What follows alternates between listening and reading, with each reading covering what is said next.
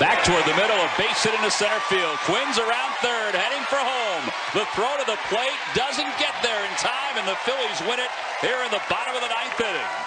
An RBI single by Brock Stassi scores the speedy Roman Quinn. And win number 1 in spring training is in the books.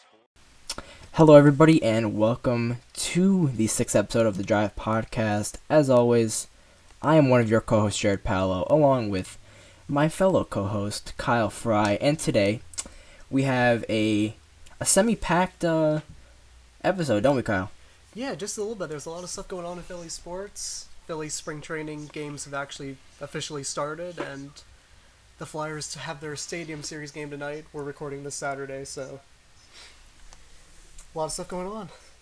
Yeah, so let's begin. So as Kyle mentioned, spring training games are in full swing now. The Phillies have already completed 3 of them. As he said, we're recording this Saturday night. So, so the first game they played was on Thursday afternoon. They played against the University of Tampa, as they always do, as like their first game of spring training. It's pretty much just a prospect showcase. But yeah, they played well. You know, obviously that's what to expect pretty much from our top prospects. I mean, our starting lineup was Roman Quinn in center, JP at short, Cousins in right, Hoskins at first, Nicky Williams in left, Alfaro behind the plate, Kingery at second, Gomez at third, and then Andrew Poland was DHing because pitchers don't hit in spring training. But they beat them 6-0. Roman Quinn actually hit a home run. So did Dylan Cousins. Cousins was a bomb, and a moonshot to say the least. yeah. And then JP had a double. So did Alfaro. JP actually opened the game with a double, with an error, and he's highly touted on his defense. So I found that pretty funny that he just opened his season up with an error against a college team. It's so Phillies for that to happen. That's the most Phillies thing to ever happen. Oh, best defensive shortstop prospect makes an error on the first play of the game. Good job. Oh, without a doubt, that's Phillies 100%. Just Philadelphia sports in general, honestly. Yeah, but and then on the mound, it was pretty much just a bunch of prospects as well. I think Mark Leader Jr. he started. He won an inning. Every pitcher won an inning, and it was only a 7-inning game because it was just an exhibition against a college team, as we said. Mark Leader Jr. went an inning, got the win. Tyler Visa pitched. Alberto Tirado pitched. And some of our young prospects. Michael Marriott pitched, and a thing happened in the last inning, and a thing happened. Yeah. I guess I'll talk about that for a second. So I tweeted at JPowell26 on Twitter. Shameless plug, since we're mentioning it. So Michael Marriott tweeted, or he was pitching in the last inning. And mind you, this is a college team, okay? Michael Marriott pitched a decent amount of games last season for the Phillies. And he comes in against the college team, and prior to him, 3 runners had gotten on base the entire game. And the first 2 batters he faces, he gives up a hit and he plunks a guy. And so I tweeted that he's garbage. And so he ended up liking that tweet later on.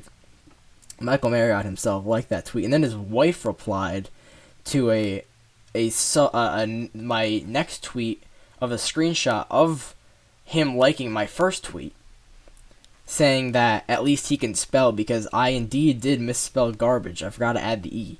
And I did. I will say this, and I'm not just saying this because it's in hindsight 2020, and then I got roasted for it. But I did contemplate adding the E, deleting the tweet and adding the E, but I didn't, because I figured, what's the difference? And so, yeah, I got roasted. So, what? I don't... You kind of figured am I in the wrong? Michael Marriott would not be, searching his name on Twitter and finding your tweet. Yeah, but am I in the wrong for saying he's trash? Because he's trash. Yeah, no, he's bad. I get that, you have a certain amount of skill because you made the major leagues, but calm the hell on. It's a college team. If you can't, pitch reasonably well against a college team, you probably should not be on a major league roster. And let's be real, he's not going to be on the roster probably on opening day, so who cares? He can... I'm sure he doesn't really care that much, but hey, like we said, maybe he used it for motivation and he can become the best Phillies relief pitcher of all time. Who knows? Maybe. That'd be amazing if he could like pull a 180 and just become like a Bradley overnight. Like, that's maybe reaching it a little bit, but yeah, why not? Maybe. Yeah, so in the second game, which was Friday afternoon, they played the Yankees in the first of two games against the Yankees. But they played one at the Yankees spring training facility at I believe it's just Steinbrenner Field. Yeah, something like that. And they had a little bit better of a lineup. They started a few of their probable starters. Cesar started, Roman Quinn started, Daniel Nava started, Tommy Joseph, Chris Coughlin, Tyler Goodell, Andrew Knapp, JP, and then Gomez at third. And then they got pretty much everybody subbed in and out. There was 18 players that played in the game. Alec Asher started, gave up 2 hits, a run, struck out 2, which is kind of, what we expect of Alec Asher. He's not the greatest pitching prospect we have by any means, but he wasn't terrible. He's definitely settled down in the second, because I'm pretty sure he gave up a home run in the first inning. Yeah, it was to Gregorius. It was a bad pitch. Like Asher doesn't throw the hardest, and he just put it in a spot that was really easy to hit. Yeah, and then pretty much that game. I wouldn't say it was an ugly game, but there were chances that we could have had. The Phillies were 1 for 5 with runners in scoring position. There's only one error in the game. It was Scott Kingery. But yeah, I mean, other than that, like nothing much happened in the game besides just some poor pitching. But like we said again, these games aren't really our best relievers, and these are more the guys that are vying to become relievers in our big league bullpen. Yeah, it was kind of worrying to see Luis Garcia struggle, but other than that, like, it was Sean Burnett and Garcia who gave up the runs that basically put the game away for the Yankees, and Burnett is a bit of a reach to make the roster. I know he's a lefty, so he kind of has a little bit of an advantage with how righty heavy the pitching staff is, but if he keeps on having performances like that, I can't imagine he even really comes close to making the opening day roster. So it wasn't really a horrible. It didn't, like, the score looked bad, but it didn't, like, when you watch the actual game, it didn't look as bad as the score indicates. But Nick Pivetta was after Alec Asher in that game, and I thought he did pretty well. Only gave up 1 hit. Oh, yeah, he did really good. Yeah, he did look 3, well. He did look good. Yeah. Mm-hmm. Yeah, and also what I'd like to point out, Cam Perkins has gone off to a pretty nice start in the spring. I don't see how he makes the roster still, and if he did, it'd be just off the bench. But he has played very well. He's hitting .667. Now, granted, it's only over 3 games, but he has had 2, 3, 5, I believe, at bats. 3 at bats. Yeah, he had. Oh no, okay, he had. Yeah, MLB.com doesn't count the Tampa game. I get why, but yeah, in the 2 Yankees games, sure, he's yeah, 2 for 3 3 at bats. Yeah, I mean, he had the home run in the first Yankee game. As did Brock Stassi. Brock Stassi has also gotten off to a pretty good spring.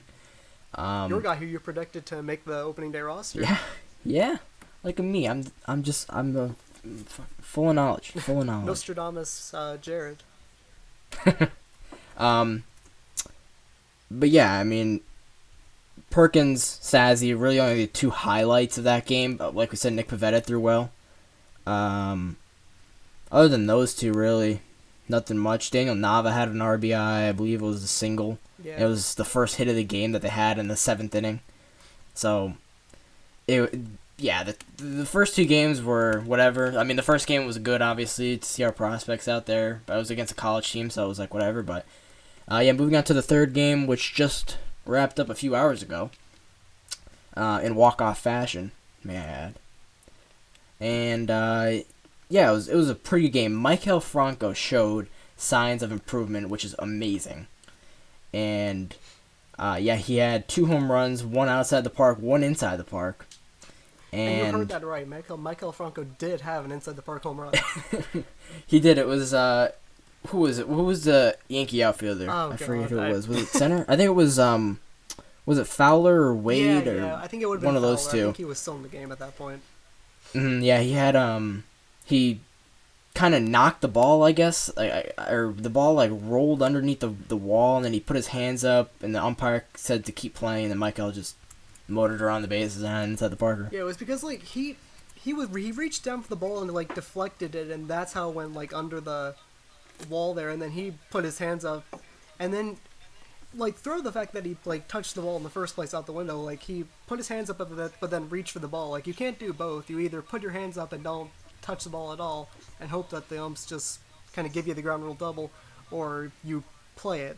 And Nerlens Noel was waving Franco around, and too late for the Yankees to realize, and Michael Franco probably gets his only career inside the park home run. Inside the park. Yeah, I really don't think, unless like an instance where we're playing in like Arizona or somewhere with like a huge wall in center. Oh yeah. And the ball just like rockets off that and like bounces into no man's land for like 20 plus seconds. Yeah, or he gets like a huge bounce off that the weird corner, like the left field center corner in CBP. Because like sometimes those are really like that's how Chase got like one of his inside the parkers back in like 2010 or whatever. But that's probably the only way Franco's getting another one of those.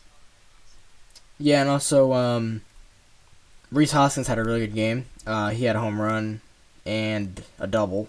He ended up scoring the winning run on Brock Stazzie's walk-off single. How pretty is his swing, by the way? Oh my God, it looks so. It's very nice. Like a lot of people are pretty skeptical of him, similar to Cousins' issues with like the strikeouts, but honestly, his swing. I mean, Hoskins is nowhere near as serious a case as Cousins is, but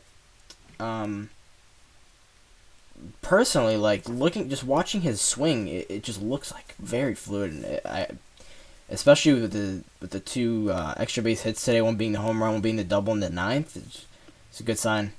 Short swings are just like a thing of beauty to watch. Like I marveled of Chase for like so many years, and then seeing Hoskins have like the same, like obviously it's not the same because he's right-handed, but like a similar just like short stroke. It's so much like it's so fun to watch, and it was just like, maybe I could do without Tommy Joseph as the starting first baseman. Yeah, we were talking a little bit before, and we were saying, like I was saying, I'm just torn between the 2, Rhys Hoskins and Tommy Joseph, as like who I want to be our first baseman of the future, and I can't get over like Tommy Joseph because like last year he came in with very little expectation and outperformed much of the team.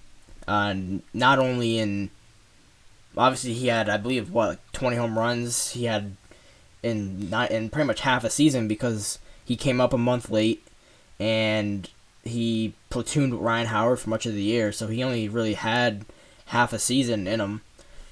And his story is so great too. Like it is, yeah. It's a really good story. From like the top prospect in the Giants organization as a catcher, comes over in the Hunter Pence trade, is concussed for how many years and just so many injury issues.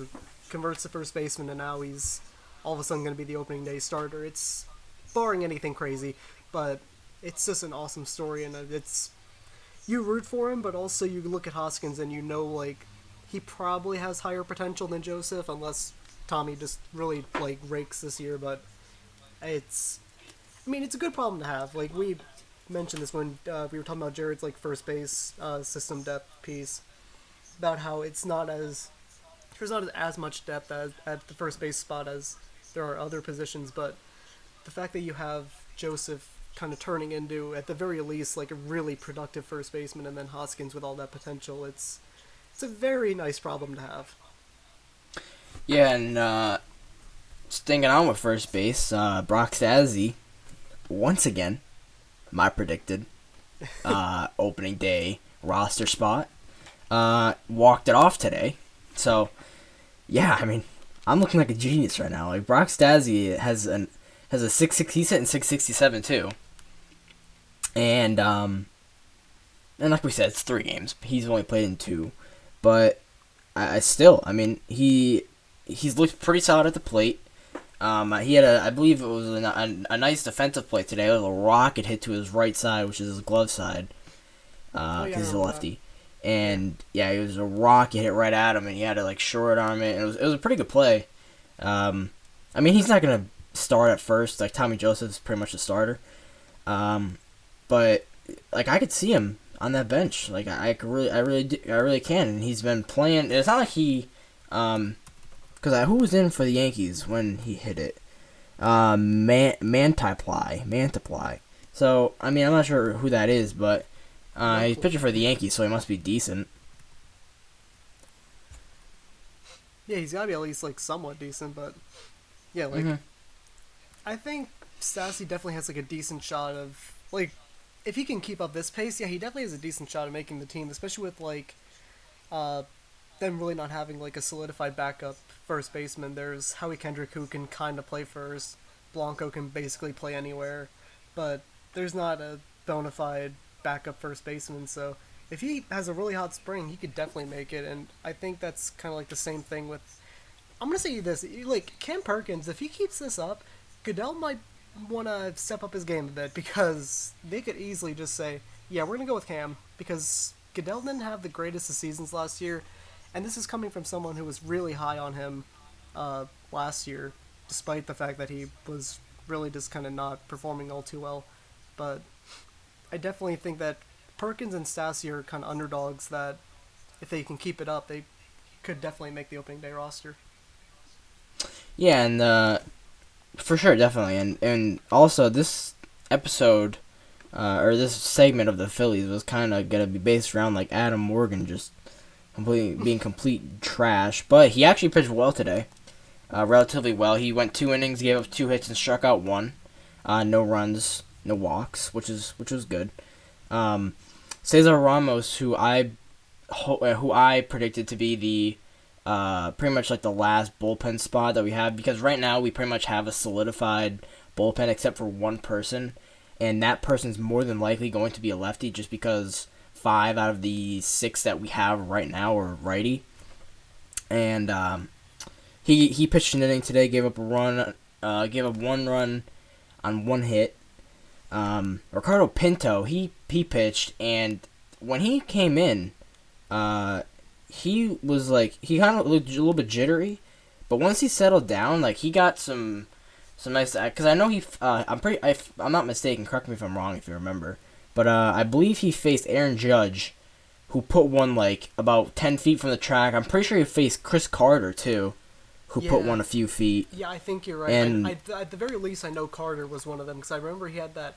I thought it was gone off the bat, and then it just kind of died out there. But yeah, I think pretty sure that was Pinto. I'm pretty sure that was the inning. I'm pretty sure that was the inning that Odubel made all 3 catches in center. Oh yeah, probably. Yeah, that'll make sense. Yeah, and yeah, Mark Appel pitched as well. He did not look good. He didn't. No, not really. He had 3 strikeouts, but still gave up 2 runs on 2 hits.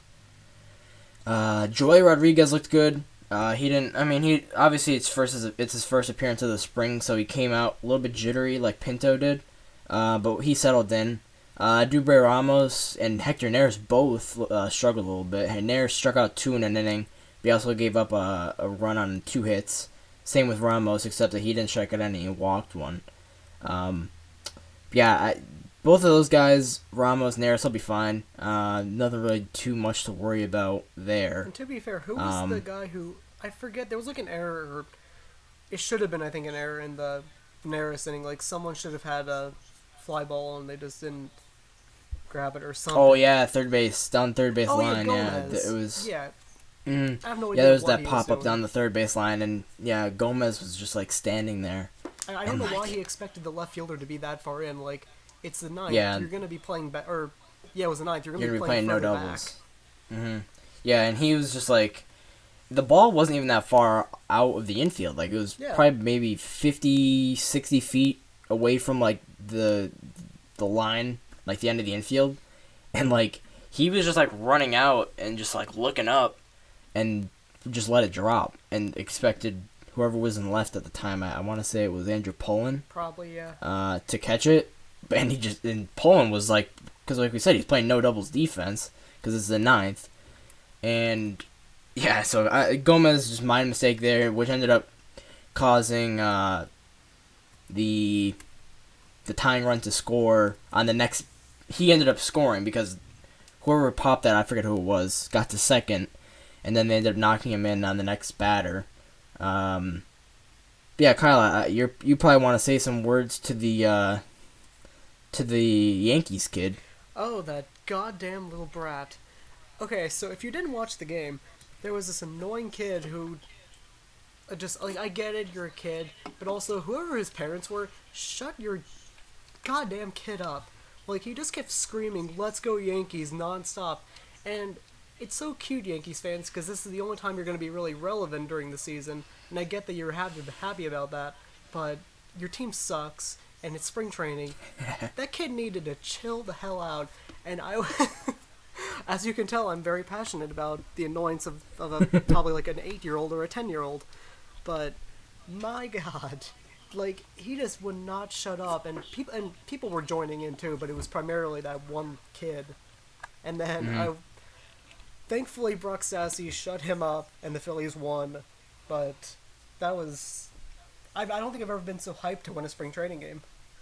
Yeah, and I also, just like real quick, this is not really, I mean, it's Phillies related, but what I really enjoyed was actually watching the game and not having to listen to Ben Davis all the time. I mean, John Kruk was there, Yes, which was great, and honestly, Ben Davis wasn't too bad today. I mean, I don't know if it was just because it was the first game of the year and he wanted to give his A game, but honestly, like McCarthy and Davis and Kruk, they were good.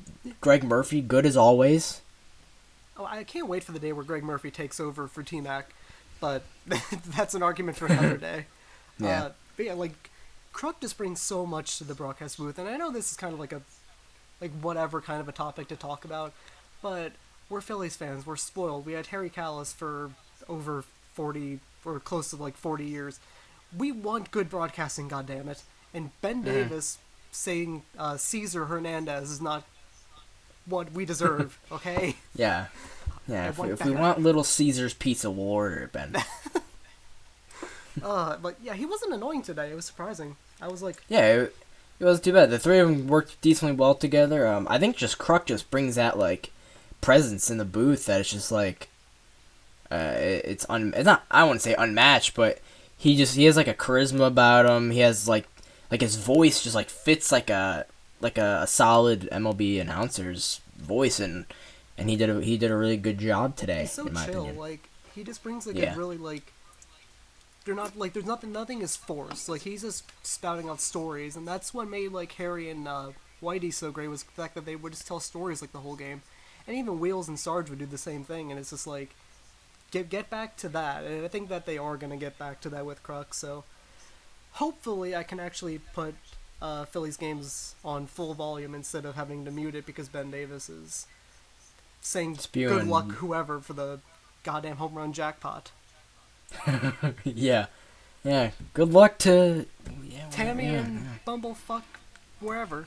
Egypt. In Egypt. Okay. Shout out to Tammy in Egypt. Thank you for rooting for the Phillies. Watching. Yep. So yeah, Phillies overall the first 3 games of the of spring training as usual, it's 3 games, first 3. Not gonna be the best sample size. But what I will say real quick, just kind of end the topic of the Phillies here real quick. Cesar Hernandez has not looked I wouldn't say he hasn't looked good, but he hasn't looked like the player that we knew last year, patient, for the most part last season at the plate. He hasn't really looked patient there, and that'll come with time, obviously. And I do know he put on, I believe it was like 15 or 20 pounds of muscle over the off season. Yeah, they were talking. And so about he's that. coming. So he's coming in a little bit heavier. So, yeah, I mean, overall, last 3 games, nothing to really overreact about on the negative side. Things to harp on positive, though. Michael Franco looked very good today. Rhys Hoskins has looked very good. Brock Stassi is showing why he wants a bench spot. Yeah. So, as long as you don't have anything else on the Phils, we can carry on. I would just like to say Scott Kingery is, like, I know it's such a small sample size, but he just already has, like, the makings of such a really good player, and I love it so much. Yeah, he does look very poised. Like, even at the plate, he does look very poised. Like, yeah, his plate discipline was just so good, and that was, like, a subtle thing that stood out to me during the game. But, yeah, it's 3 games, but, hey, baseball's back, we're happy, and it's just good to have it back finally. Yeah, and something that won't be back for a little bit will be football. And so, Jason Peters, because obviously every year when you have you have your cuts for people to reduce your salary, a lot of the times it is the veterans who are making a lot of money. And Jason Peters will stay in Philly this season. He's not going to take they're not giving him a pay cut. He'll be on full salary, so he'll be on a $10.45 million salary this season, and can earn a bonus of $250,000. So, do you think that it's a smart move for the Phils or for the Eagles to keep him and also on a full salary, not pay cut? Yeah, I think it's smart. Like, I know a lot of people wanted him to take a pay cut, or at least wanted the Eagles to try to get him to take one, but he's been the best offensive lineman we've had since Runyon and Thomas, that duo. So I get that he's older now and he's not exactly as great as he used to be, but he's still better than 90% of the offensive linemen that the Eagles have either drafted or put out there in the past, like, I want to say 5 years at most. So I don't really have a problem with it. I get, like, I wouldn't have minded if he took a pay cut just because it gives Eagles a little bit more flexibility to go out and get that stud wide receiver that basically everyone in the city wants, or that stud cornerback, but it's not at the end of the world that he's on full salary, and I can't really imagine it's going to, like, impact the team too much to the point where it's going to hinder them from making moves that Roseman or who, well, actually, see, is Douglas in charge now? Like, of actually, like, trading for players, or is he just the draft guy? I'm pretty sure he's just the draft. I thought so too, but it's the Eagles, and we never know who the hell is in charge of anything. Yeah. But yeah, I'm okay with it. Yeah, I'm okay with it as well. Like you said, the pay cut is a little bit, questionable of a decision, but honestly, I don't think that even if he did take a pay cut, it would only be maybe $1 million or $2 million. Yeah, exactly. So, and with that, you're not gonna find a ton of good players, obviously, because good players want multiple millions of dollars per year. But I like him. I like his presence. Like when you think of Jason Peters, you just think of like a solid presence on the line. He's gonna be consistent. Sure, he'll get beat. He's getting older. He's had a decent amount of injuries in the past few seasons. His legs are starting to kind of give way, but yeah, especially with Wentz back there, and for him to know that, okay, my left side is going to be protected more often than not, is comforting to obviously both him and fans, knowing that Carson's not going to get beat up a lot. But yeah, I'm fine with it. The pay cut part, like I said, a little bit questionable that we're not giving him, or that we're not trying to get him to take a pay cut. I'm not sure if they tried to get him to take a pay cut. I doubt they would tell us even if they did. Because it's the Eagles, but they keep everything from us, basically. Yeah, but yeah, I don't mind it. I like it. So yeah, we just wanted to touch on the Eagles real quick. We haven't really talked about them much, but on to some Sixers stuff. So if you haven't heard, Nerlens Noel is no longer a Sixer. He got traded to the... Yeah, Brian Colangelo is not the most sought-after man. Well, he might be the most sought-after man, but for negative reasons. But he's not the most he's not the most popular person in Philly right now. So I'll do my best to try to break down this trade. So, Nerlens Noel was traded to Dallas for Justin Anderson, Andrew Bogut, and a conditional first-round pick. Now, Bogut, I'm not sure if he already was bought out and released, or if he's still on the team. I'm not sure. At the time of this, I'm fairly sure he's still on the roster, but he'll be bought out and released more likely sooner than later. But with the conditional first-rounder, by the way, Justin Anderson, he's a guard. He was out of Virginia, I believe, either last season or the year before. He's a solid defensive wing. He won't give you a ton of points. I believe in the first half of the season he averaged maybe like 8 points a game, 7, somewhere on there, maybe 9. So yeah, he's a good wing. I'm not sure if he even played last night. I think he played a little bit, but anyway. They actually had him. I think he was benched. I think Brown just benched him just because they just didn't want to like throw him in right away or something. At least that's what it says on ESPN. But yeah, that makes sense. Yeah, I just didn't know because I watched some of it, but not the whole thing. Yeah. And I knew he didn't play in like the first half, but I didn't know. But okay, so on to the more important part of this draft or of this deal.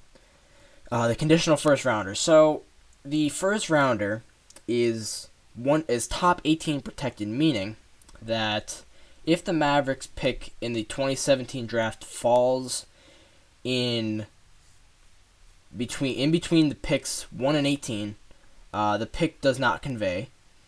And if it does not convey so basically that means that if the Mavericks fall for anywhere between 19 and on, so 19 or higher, we'll get a first rounder.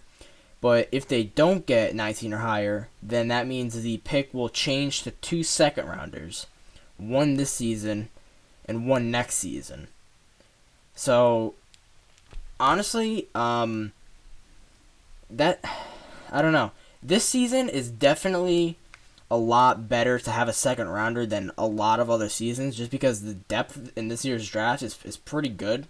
Like I know Josh Hart from Villanova isn't projected to go into like the second round, and in a lot of mock drafts he's been like 35-ish range, and that I assume will be around where we're gonna have a pick, maybe like mid to high 30s. So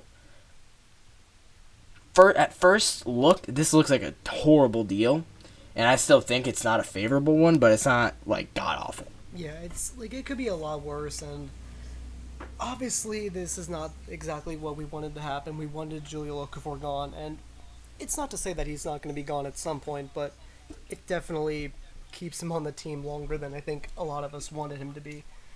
And I think this is a problem that a lot of people have with the trade besides that, is the fact that the return isn't... Yeah, it's a first-round pick, but like you said, we're probably not going to get it. Dallas right now is third to last in the Western Conference at 22-35. Granted, that's not too far out of a playoff spot, since the Denver Nuggets are only 26-32. But it's just not the return that I think a lot of people wanted for Nerlens. And I think after hearing what the deal was for Jahlil that Colangelo apparently turned down, which, in case you haven't heard, I believe it was just like a first round pick this year. It was Tyreek Evans. It was. I think it was the deal that. I'm pretty sure the deal that Colangelo turned down for Okafor was the same deal that got Boogie Cousins minus Buddy Hield. And Langston Galloway, I think was, but yeah, exactly. Okay. But that's not, yeah. Yeah, it's basically the same move, I think, I think that's exactly why people are pissed off. It's like, you turned down essentially the same freaking deal that got the Pelicans Boogie Cousins. DeMarcus Cousins. For Jahlil Okafor, who doesn't compare to DeMarcus Cousins in the slightest. Like, that's what I think people are just pissed off about. And they have every right to be.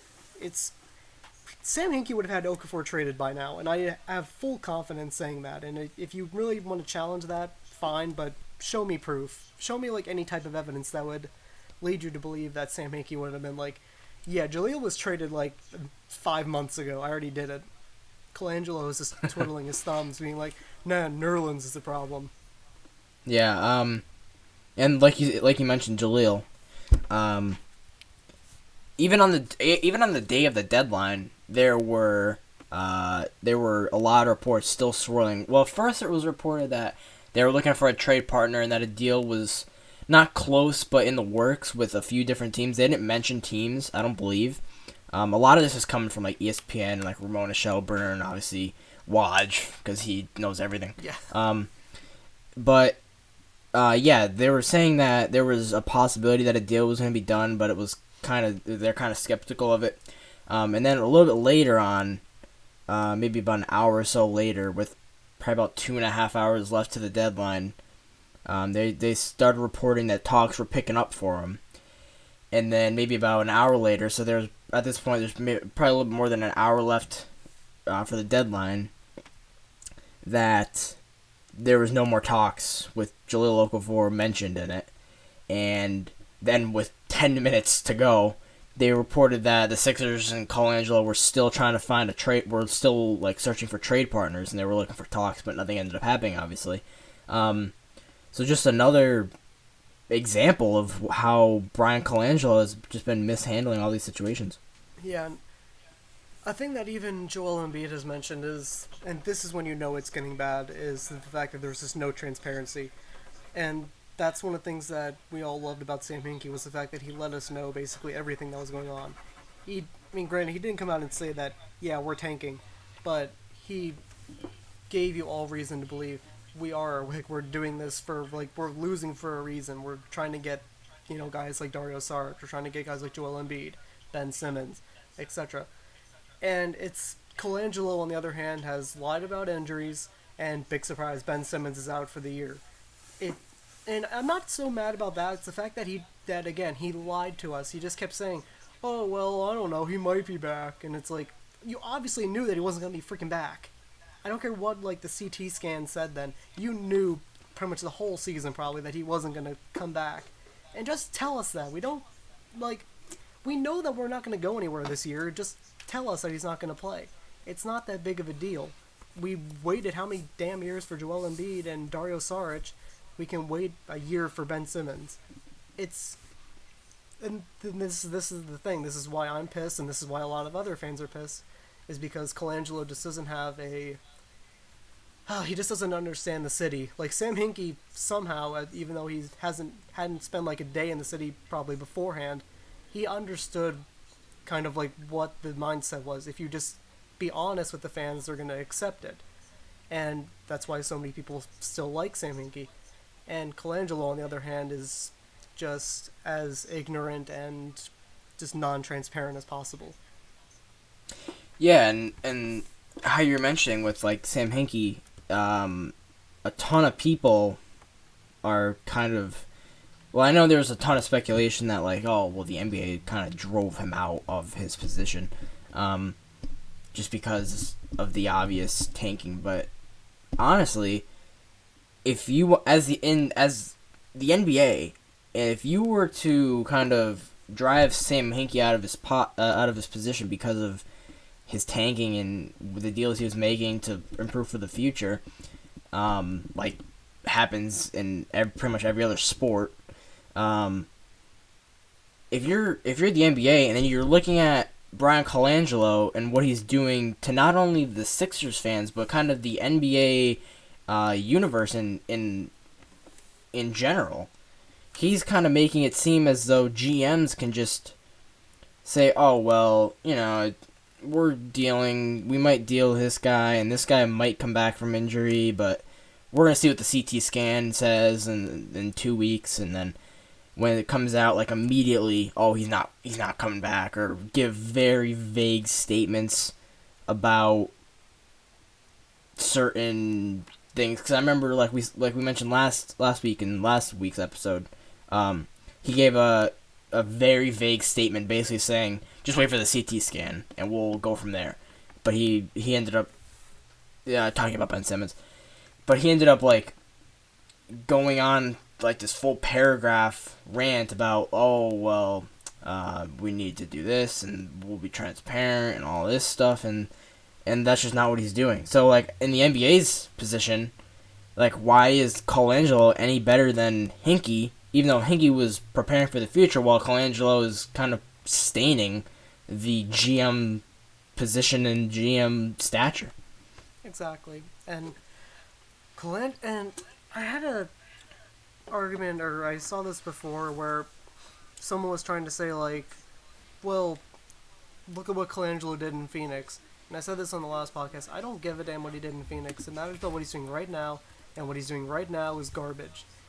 Yeah, you traded Ersan Ilyasova. That's fine. Like, who cares, honestly?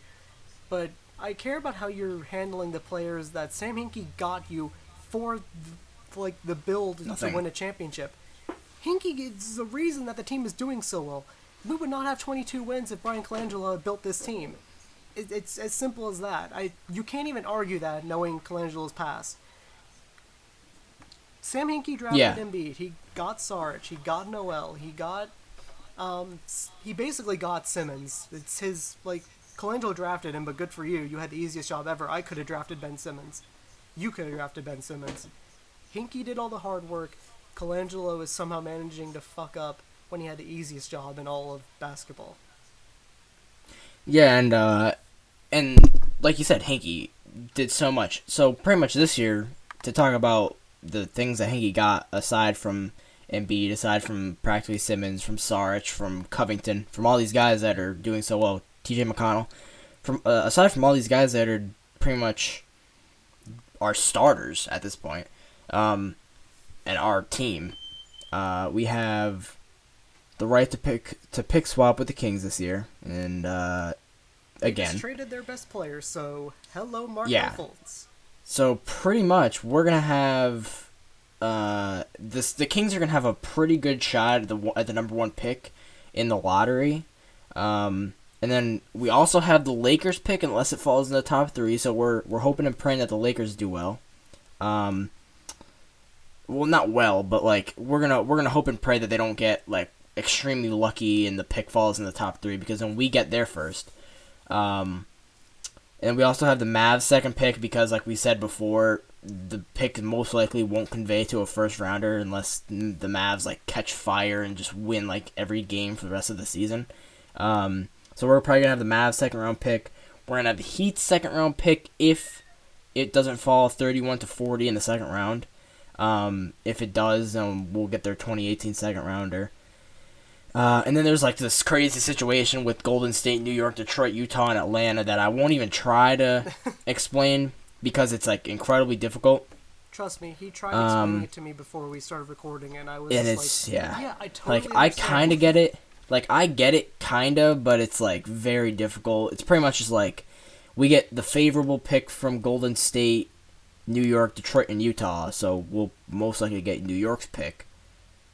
But there's a twist if the Hawks get a better pick than all 4 of them, then we get the 2 worst. It's a weird situation. But and then next year we have our first and second, then plus whichever is better between the Nets and the Cavs, and then whichever is better between the Clips and the Knicks.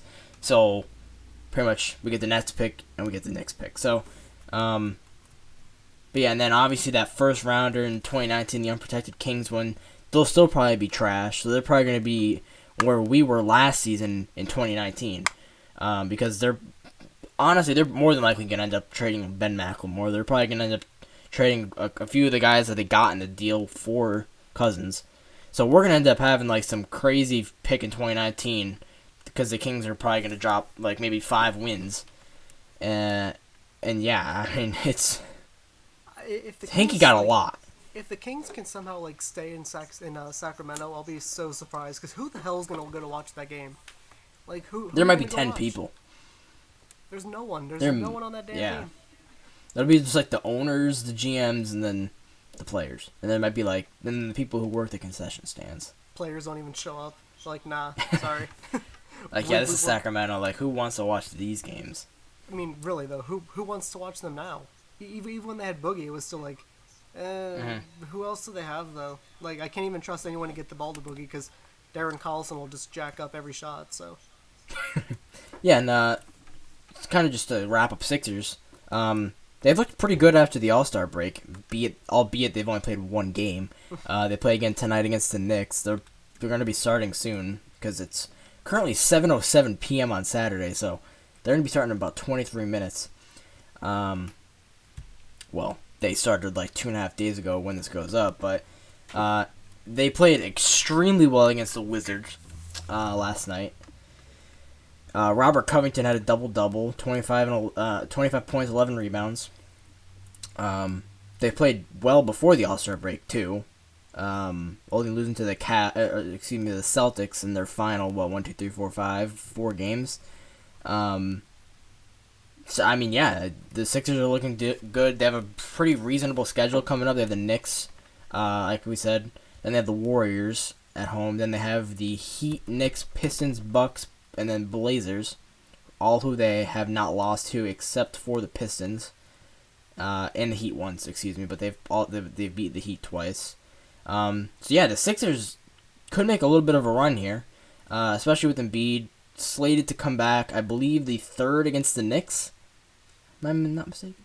I'm hoping so, because I've just heard so many things like, oh, he's not coming back yet, and then he's been doubtful for like as long as I can remember at this point. But yeah, if they can get him back, who knows? They could definitely go on some kind of run. It's still really close in the Eastern Conference, so and like you said, they don't have that bad of a schedule coming up. So hopefully, with Embiid coming back, and if Covington can keep playing well, Dario can continue completely lighting up the NBA.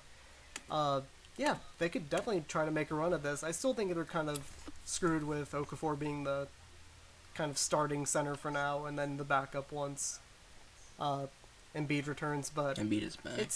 They still have a shot at it. Mm-hmm. Yeah, and the 3rd would make sense as his return, because it would be coming off of a Wednesday game at the Heat, and it would be the first game of a back-to-back. So they would play him that game, and then they would be on a 3-game homestand. So he'd play Friday, wouldn't play Saturday because, well, A, he just came off injury, and B, he hasn't played a second game of a back-to-back all year. And then he'd play Monday against the Bucks and show up Giannis Antetokounmpo again, because that's what he just does, because he's in Joel Embiid. So yeah, that makes sense. Yeah, it makes sense for him to come back on the 3rd against the Knicks, because, well, A, the Knicks are a garbage fire of not only a team but an organization at this point.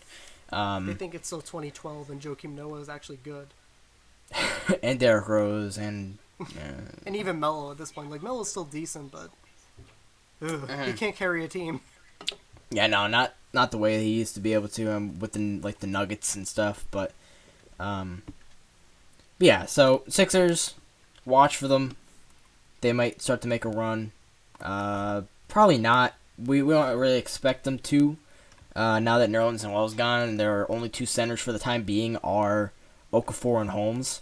Speaking of Holmes, he played very well in the Wizards game. He had I'm not even sure his stats, but he did play well, backing up Jahlil Okafor.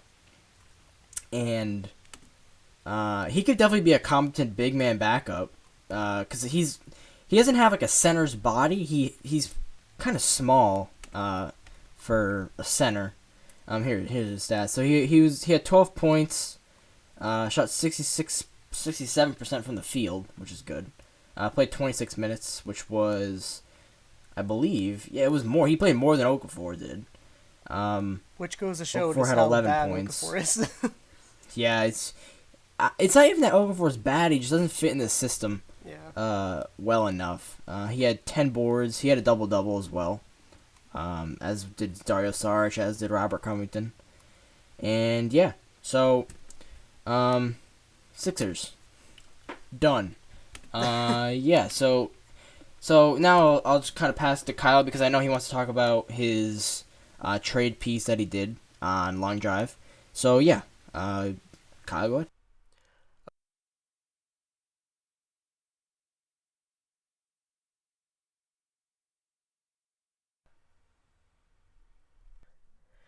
Okay, so, yeah, as Jared mentioned, I have the Flyers trade piece I want to talk about. I basically just did it because of the fact the Flyers are at the NHL is at the trade deadline, and I figured what better way to kind of I want to say commemorated, I guess, by looking at the worst and the best of the past Flyers trade deadline deals. And just to keep in mind, I included some that were maybe like not exactly at the trade deadline, but just a little bit before that, just for argument's sake, just so I could actually like put together a solid list. The first one is still sadly fresh in our minds. Andrew McDonald to the New York Islanders for a 2014 third-round pick, a 2015 second-round pick, and Matt Mangine, I want to say his name is. He didn't really amount to anything, so it's okay. We don't have to worry about him too much. But, so, and I said this in the article that it wouldn't have been that bad of a trade if Paul Holmgren didn't go full psycho and sign him to a 6-year, $30 million contract. But Paul Holmgren is a psychopath, and he just signed him to a 6-year, $30 million contract. So, Yeah. those picks that we gave up, the 2014 third rounder was used by the Islanders on Ilya Sorokin, who is, of course, just named last year as the KHL's best goalie. So, of course, Flyers have goaltender issues this year, and the pick that they traded away ended up being probably a future star goalie. Mm-hmm. Of course. Because Flyers. Of course. And then the 2015 second rounder was traded by the Islanders in the Johnny Boychuk trade to the Bruins. And that pick was, of course, used on Bruins defenseman Brandon Carlo, who was turning himself into possibly Boston's next Zdeno Chara. He's a freaking giant. He's a lot smaller. Like, he's thinner than Chara just because he's younger. Obviously, he still has to kind of work into that frame. But it just figures that, to add insult to injury, the picks turn into probably future studs, and Andrew McDonald is just chilling on the Flyers' blue line because Dave Haxtell thinks he's better than Shane Gosling. Yeah, we get like a top 3 defenseman in that deal, and Andrew McDonald, according to Dave Haxtall. Yeah, top 3. And top 3 or 4 defensemen. And yeah, those picks obviously went to good use for the Islanders, and they are now in the wild card. Even without, because I know they have some decent prospects down in the minors and other leagues still, and so, and they're ahead of us in the standings. I believe they have the second wild card currently, and Yep. Yeah. Yeah, and we have Andrew McDonald. Yep. So who won that trade? Definitely not. Yeah, the you Flyers. can see why it's on the worst list. Definitely not the Flyers. But just to go on to another one of them, there was, and this is kind of a throwback, back in the year 2000 and, let me see, forget what year it was, 2002, the Flyers traded traded for Adam Oates from the Washington Capitals. They gave up goaltender prospect Maxime Ouellet, a 2002 first, second, and third round pick. Yeah, I don't. Honestly, okay. Well, the only positive I see in this is that I have never heard of Maxim Ouellet, and he didn't turn into anything. He didn't turn into like a Henrik Lundqvist or something. That's the only positive that I really see from this. Yeah, basically, and they're just extremely lucky that the Capitals didn't capitalize on all those picks. That's uncalled for. I had to. I'm sorry. I see it. Capitalize. No, it was completely called I get for. it. But anyway, the Capitals would end up, luckily for the Flyers, not doing jack shit with those picks. They traded the first round pick to move up to take Alexander Semin, which, yeah, so therefore Bobby Clark traded Alexander Semin for Adam Oates. Yeah. If you want to look at it that way, just to make it worse. But the second round pick was used on Maxime Daigneault. I think that's how you pronounce his name. He would never go on to play an NHL game. And then Derek Krestanovich, who was a center, and he would also never go on to play an NHL game. And Ouellet would go on to just have a 2-6-2 record in the NHL with a 3.08 goals against average and a 903 save percentage with only one shutout. So somehow the Flyers still lost this trade just because why would you give up that many picks for a guy like Adam Oates? who was at the very end of his career and who was not worth even a first-round pick probably at that point. But they're just lucky that the Capitals didn't do anything with those picks and essentially screwed themselves despite having a gift horse. And yeah, but as for Oates, like it was a really weird time for the Flyers because they had just traded Lindros. They were in a weird like transitional period where they didn't exactly have a star, but they were still a really good team, and they did win the Atlantic Division that year. The video I included in the article, and I'll put the link to the article in the description of the YouTube video. They won the division basically on Adam Oates' goal on a breakaway. But unfortunately, in the playoffs, they got knocked out in 5 games because, and that was, correct me if I'm wrong, but I believe that was the playoff series where Roman Cechmanek was looking for his glove basically to put it back Yeah. on, and that's how I'm pretty they sure scored a that's. goal. I think that is what happened. It was either the Senators or like a Leafs series because it was either like the Flyers would either play the Sabres, the Senators, or the Leafs in the playoffs. It was never like anyone else. It was just Sabres, Senators, Leafs, and so yeah. And Adam Oates would never go on to play another game in Philly after the 01-02 season. So Big L on that deal. it's yeah, like granted, it doesn't look as bad because of course like the Caps picks didn't do anything, but it's you never give up a first, a second, and a third round pick for anyone, unless it's a Sidney Crosby, Austin Matthews, Connor McDavid, and even then, like that's not going to get you those you're players. into other stuff, but It was a horrible deal, and but surprisingly enough, that was really only like one of like the worst deal that Clark made, as like at the deadline, which is surprising because the Flyers were so competitive for so many years, and they could have easily just been like, oh yeah, we'll just trade you our entire draft for an old like 39-year-old defenseman to make the finals. yeah. And then okay, so then, well, that was a very poor trade, even though the Capitals did, like you said, jack with it. But to move on to some of the better trades, which is always fun. Yeah, we actually have to talk about something with good the for once. Flyers. Who knew? When it comes Flyers to the good. Flyers. What is that? But yeah, in 2015, Flyers trade we were fortunate enough to have Ron Hextall as the GM, and he dealt Braden Coburn to the Lightning for Radko Gudas, the 2015 first and third round picks of the Lightning. So yeah, obviously very good deal there. Braden Coburn, sure he was with us for what, almost 10 years at the time that we traded him, and I think it was 8 or something like that, 7, and he was obviously good, Braden Coburn, earlier on, but as he was getting older, and I think he's probably going to retire, end up retiring in the next few years, if I had to guess, because he's kind of getting up there. Yeah, he's slowing down a lot. Like he was never that like fantastic to begin with, but he's definitely slowed down a bit. Yeah, and then obviously we got Gudas, Radko Gudas, who's, in my opinion, probably top 3 defenseman on our team this year, behind Gostisbehere and Provorov. But like you mentioned in the article, that's not saying a ton because we have Andrew McDonald, Brandon Manning, Nick Schultz, but still, Radko Gudas, the 2015 first and third rounders, and those ended up turning into Travis Konechny because we ended up dealing picks, trades, and stuff.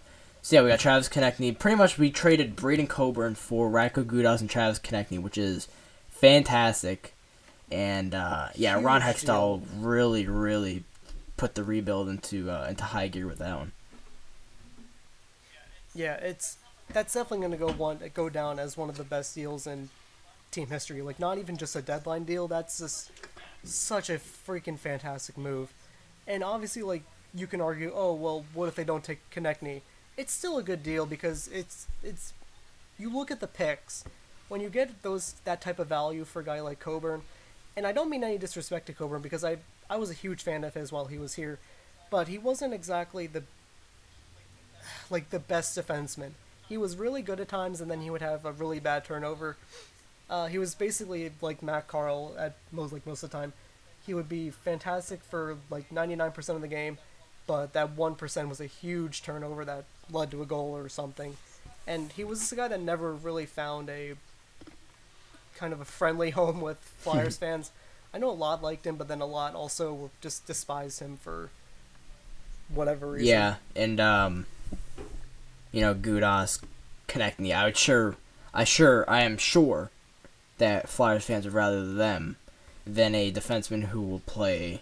Oh yeah. Well, for most of the game, but then screw up once or twice and just kind of screw us over. But yeah, it was a classic rebuilding trade, and the Flyers won it. Oh, without a doubt. And then obviously the Steve Mason deal. I'm sure you like that one. Yeah.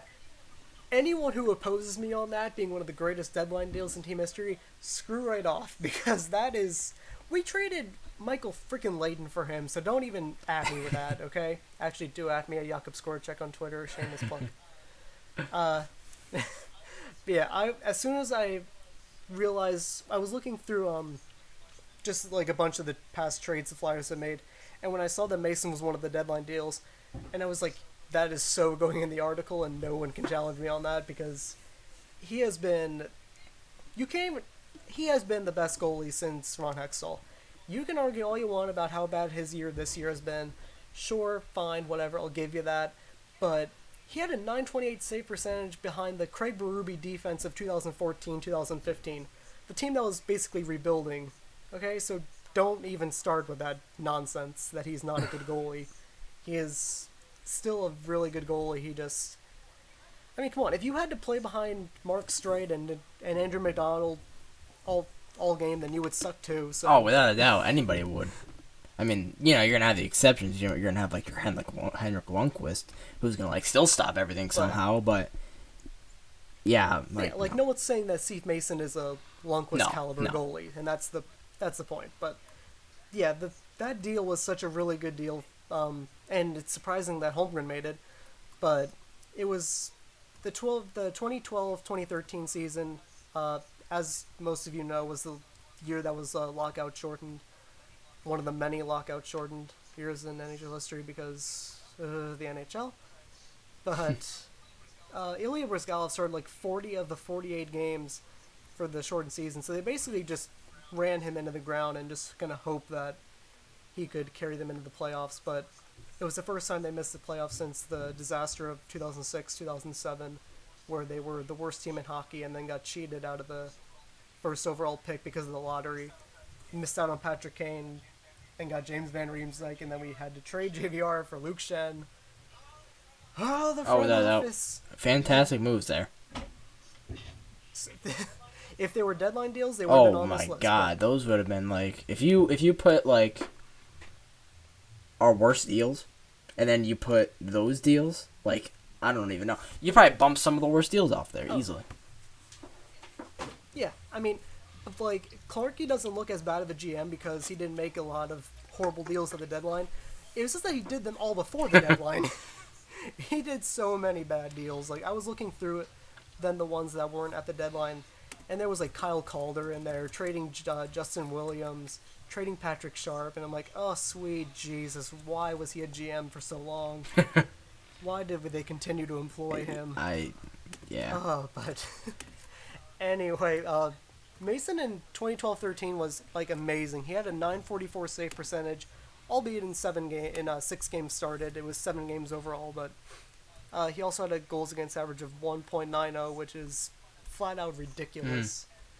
And but yeah, Mason he at least provided a lot of stability in net for like a few years afterwards, and I still think that he's the team's best goalie, even though Dave Haxtell decided to start Michael Neuvirth for the Stadium Series game. Yeah, I don't. Speaking of Stadium Series game, that should be a fun game. Heinz, have you seen the pictures of Heinz Field? Looks fantastic.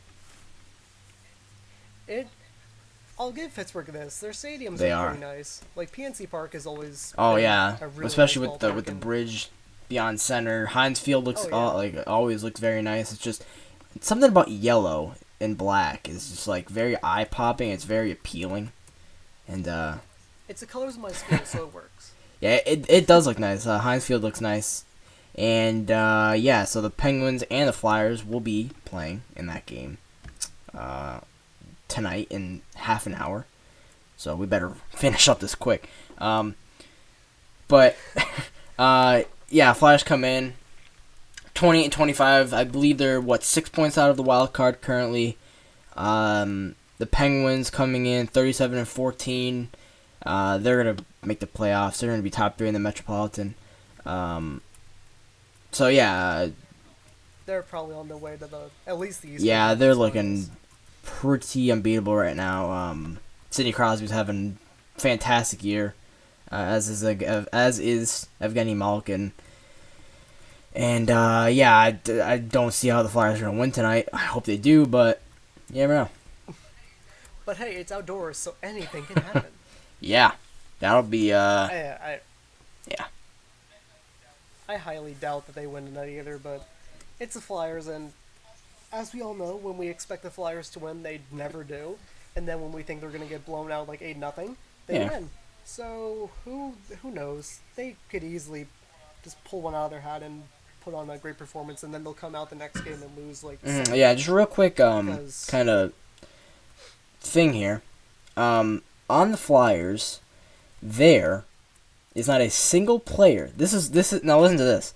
There's not a single player with a positive plus minus on the entire Flyers roster. The closest is I'm trying to look. There's like actually no. Nick Schultz is the closest with a -1. And then there are a few with -2. Bellemare, Lubomov, and Reed all have -2 plus minuses. But listen to this: not a single player. Actually, no, there is one. No, there's two. Okay, I must have been looking at the wrong thing. But basically, the entire lineups of the Penguins and of the Flyers, if you flip-flop a few of them, you'll have one lineup with entire plus minus of positive and the entire with a negative plus minus. I think there's only, 1, 2, 3. There's 4. 4 players on the entire Penguins roster has a negative plus minus, which is dumb. It's so stupid. And, okay, plus minus is a garbage stat. When you're looking at it and if I could talk, an individual player, but as, a team, and that's where, I kind of understand why people look at plus minus. That's so good. And then you look at the Flyers, and it's just oh, sweet Jesus, how are they even contending for a playoff spot? And how are they? Because I seriously don't know how they're still in this. And then you kind of remember, oh yeah, the 10-game winning streak. That's literally the only thing keeping them close at this point. And it's crazy because it was 2 months in the past, and it's still the only thing that's keeping them in the playoffs at this point, in the playoff race. 2 months ago, we were looking at, a top playoff seed, and now we're looking at not even coming close to making the playoffs. Yeah, just kind of go back to the plus-minus thing. The lowest plus-minus on the Penguins is the god that is Ron Hainsey. The god. Motherfucker. That they gave up their arm for, but they got him. Yeah, just in case you don't know, what kind of inspired that deadline deals piece that I did was the fact that Ron Hainsey got traded for a second-round pick. The Penguins gave up and another guy. I'm not even sure who the other guy was, but Danny Cristo. He's just a kind of a whatever forward. I'm gonna put in quotations prospect. He's 26. Yeah, so that was a deal and a half there.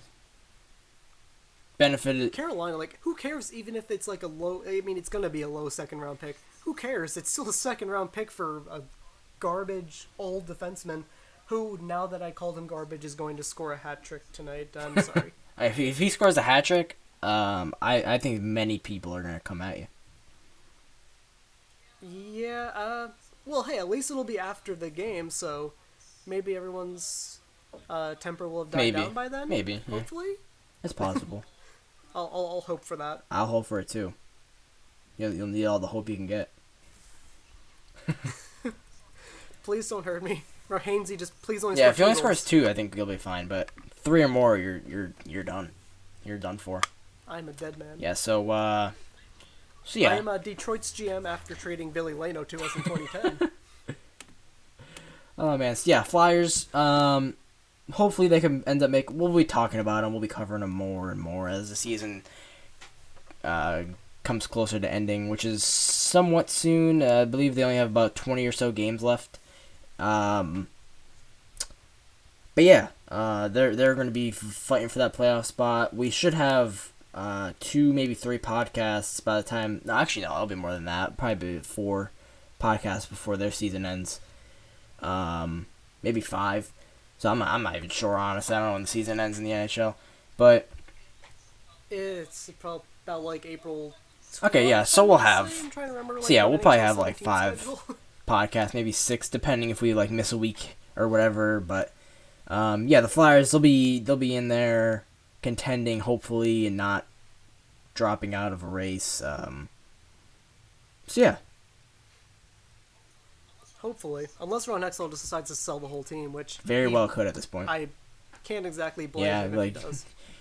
Listen, Ron, okay, if you could get like a 40th rounder for Andrew McDonald, just do it. Like, just do it. Yeah, like, I don't even know if there's 40 rounds in the NHL just, draft. like, turn back time and get like a 9th round. I don't even. Is there a 40th rounder? Is there 40 rounds in the NHL? I doubt it, but it's like 7 rounds. I think there used to be so many rounds. yeah, in like the the NHL like the draft, MLB draft.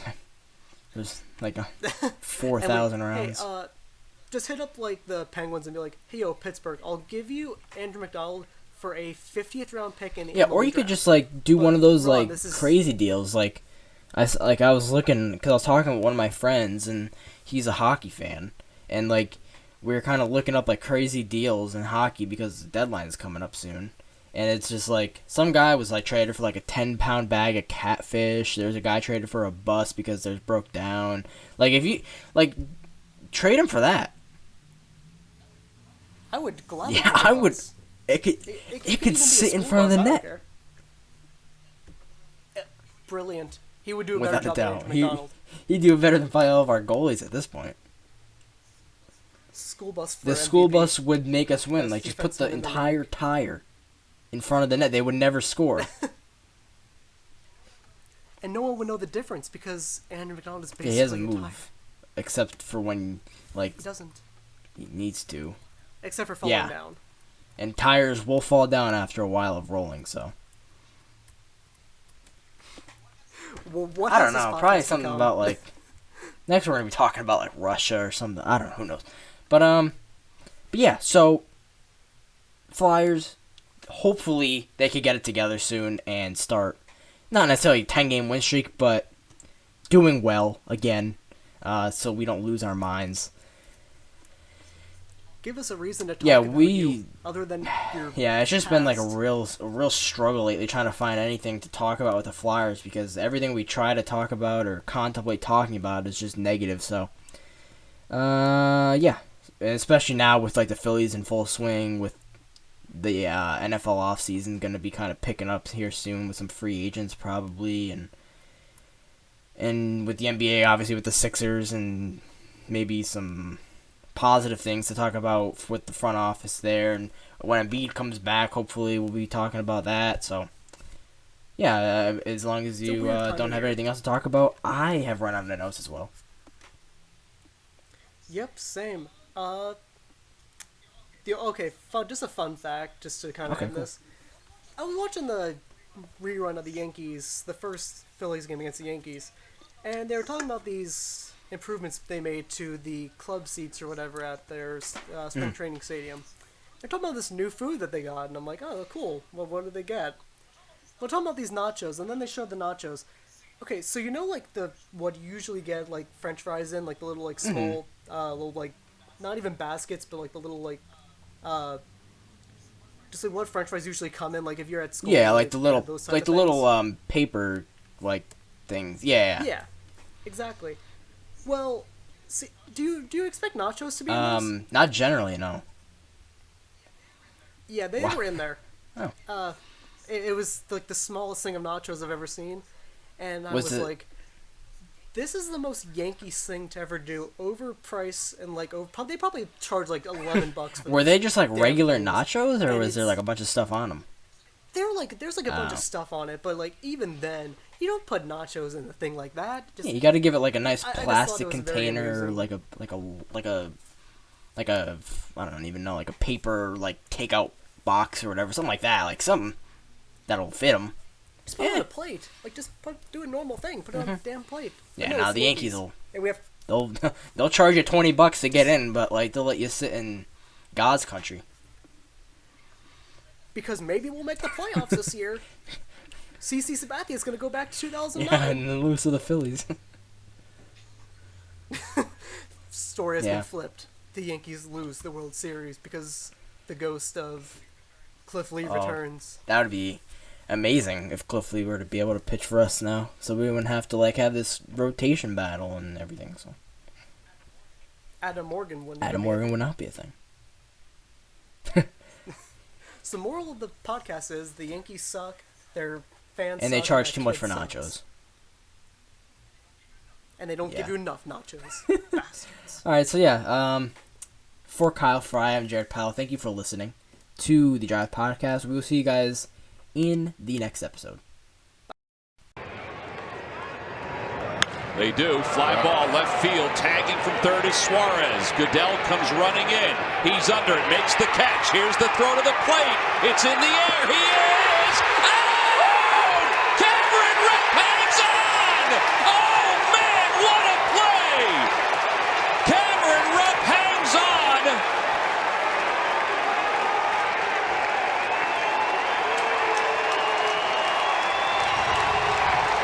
Wow. Everybody to their feet. What a play by Cameron Rupp. The throw took him into the baseline.